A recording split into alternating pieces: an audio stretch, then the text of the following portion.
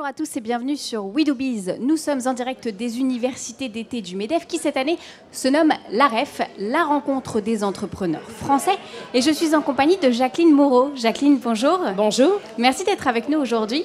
Alors Jacqueline, vous êtes l'initiatrice, devrais-je dire l'étincelle du mouvement des Gilets jaunes. Première question, comment se fait-il que l'on vous ait invité ? Est-ce que cela vous a étonné ? Alors évidemment, oui, ça m'a étonné d'être invitée ici. Mais je me suis dit, obligatoirement, c'est qu'on trouve que mon discours est cohérent et juste. Et qu'on a envie de m'entendre. Donc ça, c'est formidable. J'ai répondu positivement.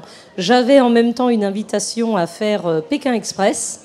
Et donc, j'ai privilégié le rendez-vous du MEDEF. Pékin Express. Voilà. Malgré que c'était une émission que j'aurais adoré faire. Je crois savoir que vous venez pour une conférence, un débat. Oui. Les Anywhere et les Somewhere inégaux selon l'endroit où l'on vit, c'est ça qui se tiendra demain. Qui sont ces Anywhere et ces Somewhere dont vous allez nous parler ? Eh bien, les Anywhere, c'est tous ces gens que vous avez eus dans la rue dernièrement. Hein, les gens, en fait, qu'on ne voyait plus, qu'on n'entendait plus, qu'on ne considérait plus. Et d'un seul coup, tout le monde s'est rendu compte qu'ils existaient. Donc ce débat-là, évidemment, c'est du pain béni pour moi, puisqu'on parle des inégalités de territoire. Évidemment, on n'est pas égaux selon le territoire qu'on occupe. Quel est le message que vous souhaitez faire passer devant ce parterre de chefs d'entreprise ? Alors écoutez, déjà, moi j'ai toujours salué l'esprit d'entreprise en France, parce que c'est prendre des risques, avoir une entreprise aujourd'hui.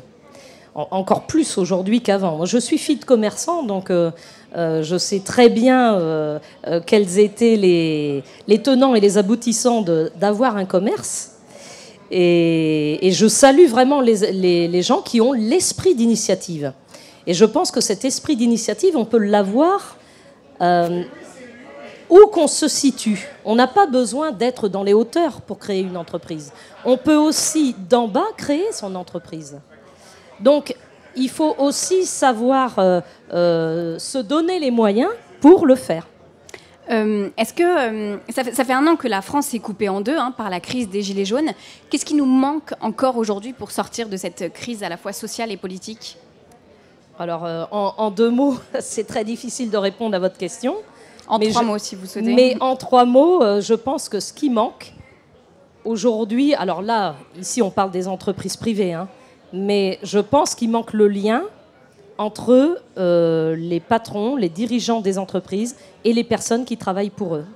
Parce que je suis persuadée que si demain, vous faites venir des ouvriers assister au comité d'entreprise, aux décisions qui vont être prises pour l'entreprise, si vous expliquez exactement pourquoi on a pris telle décision dans cette entreprise, et que souvent, en bas, quand on est ouvrier, on a du mal à comprendre les décisions, eh bien, il faut recréer le lien et expliquer le pourquoi. Il faut de la coopération entre les gens qui dirigent l'entreprise, nos entrepreneurs, et les gens qui travaillent pour ces entrepreneurs, c'est-à-dire nous. Et vous pensez que les grands chefs d'entreprise, les grands patrons qui déambulent ici dans les allées de l'hippodrome de Longchamp ont un rôle à jouer dans cette recréation de liens ? Ah, bien sûr.